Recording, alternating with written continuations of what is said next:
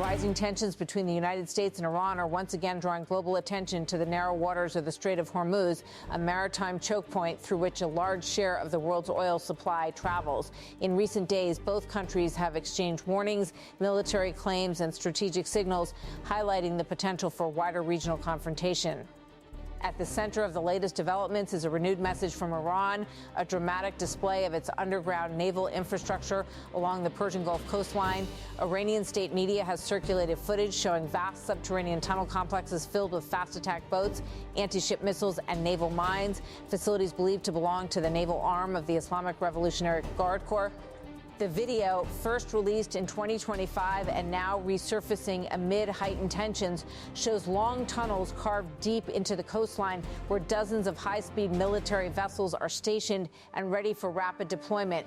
The timing of the footage's reappearance is widely interpreted by analysts as a deliberate strategic signal directed toward Washington, suggesting that Tehran is preparing for the possibility of a prolonged confrontation at sea.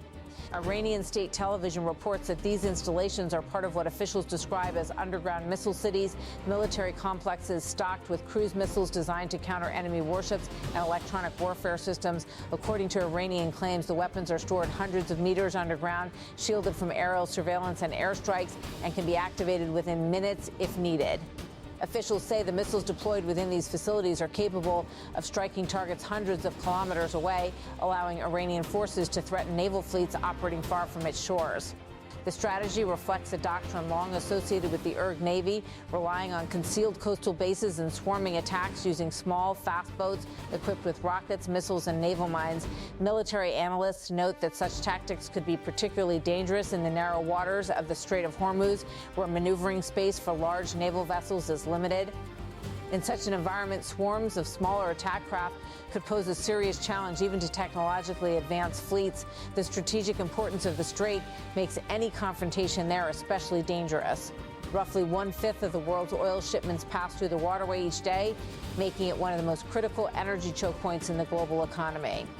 Disruptions there have already caused sharp volatility in global energy markets amid the ongoing conflict. By resurfacing the footage of its underground tunnel network now, Iran appears to be emphasizing the resilience and depth of its military infrastructure.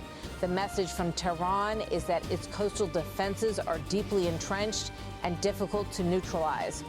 Iranian officials have framed the move as a defensive signal rather than a direct threat. Yet the imagery underscores a broader message. Despite mounting pressure and confrontation with the United States, Iran says it is prepared to defend its coastline and challenge foreign naval forces operating near its waters.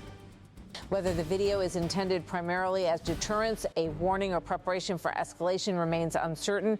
What is clear is that the strategic waters of the Strait of Hormuz have once again become a focal point in a rapidly evolving geopolitical standoff. At the same time, the broader confrontation between Iran and the United States has intensified across the Middle East. The conflict itself erupted after joint U.S. and Israeli strikes on Iranian targets on February 28, 2026, triggering retaliatory missile and drone attacks by Iran across the region. Iranian officials claim their forces have inflicted significant damage on American military infrastructure across the Persian Gulf.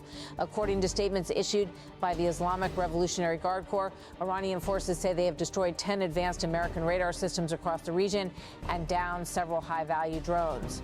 If confirmed, the destruction of radar installations could have serious strategic implications. Radar networks play a crucial role in modern warfare, providing early warning of incoming missiles and coordinating air defense responses. Damaging such systems could create temporary gaps in surveillance and missile defense coverage across the Gulf.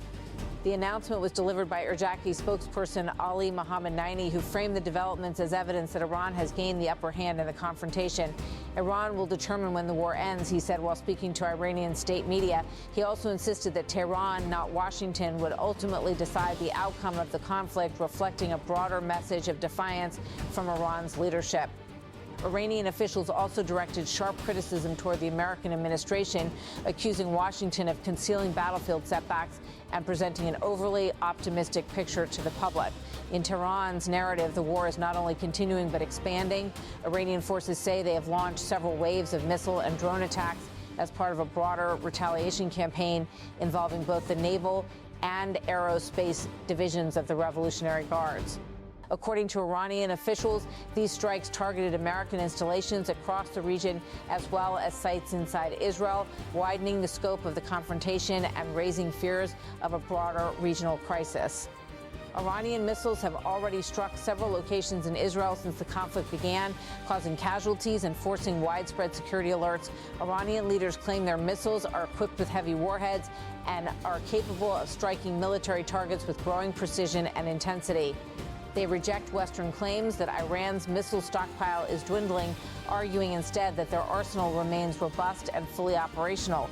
Washington, however, has presented a very different interpretation of events. President Donald Trump has repeatedly suggested that the conflict will not become a prolonged war. Speaking publicly about the situation, he indicated that the military campaign was expected to conclude relatively quickly. He said the conflict would end very soon, portraying the operation as limited in scope despite the expanding regional tensions. Even as the fighting continues, U.S. forces have also conducted their own operations in the region. American military strikes have targeted Iranian naval assets, including vessels suspected of laying sea mines in the Strait of Hormuz, as Washington attempts to keep the strategic shipping lane open. The Strait of Hormuz itself has become a focal point of the confrontation. Intelligence reports and military activity in the area have raised concerns that Iran could attempt to disrupt or block shipping traffic through the waterway. Because the strait carries around 20% of the world's daily oil supply, any sustained disruption could have severe consequences for the global economy. Shipping activity in the region has already been affected. Hundreds of vessels have delayed transit or remained anchored outside the strait due to security concerns, while energy markets have reacted sharply to the uncertainty. Military analysts warn that even limited clashes in the area could escalate quickly. The narrow geography of the strait, combined with the presence of naval fleets, missile systems, and drones, creates an environment where miscalculations could trigger a wider conflict. At the same time, Iran's leadership has issued warnings that the war could expand further if hostilities continue. Iranian officials have argued that regional stability itself could collapse if the confrontation escalates. They warn that security will be for all, or insecurity will be for all, suggesting that the consequences of the conflict would extend far beyond the immediate battlefield. Those warnings carry particular weight because of the Middle East's role in the global energy system. The Persian Gulf sits at the heart of the world's oil supply routes, and any prolonged war there could disrupt energy markets, international trade, and geopolitical stability. Recent developments have already triggered concerns among governments and economic analysts worldwide. Oil prices surged sharply after the conflict began, reflecting fears that the disruption could persist or worsen if the war spreads further. Beyond the military dimension, the war has also become a battle of narratives. Both Iran and the United States are actively shaping public perception of the conflict.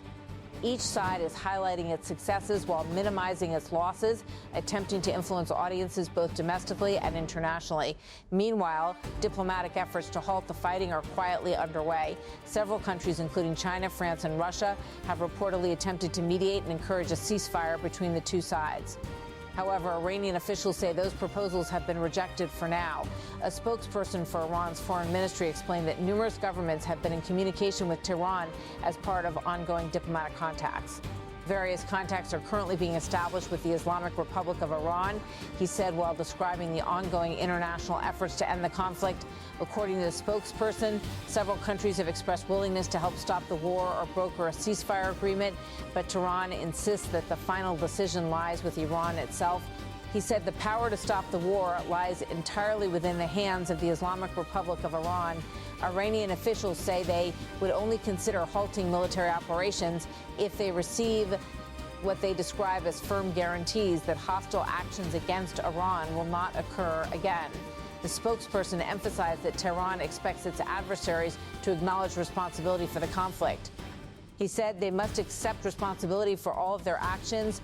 According to Iranian leaders, simply announcing a ceasefire without addressing the underlying issues would not be acceptable. They argue that the conflict was triggered by external aggression and therefore requires clear accountability.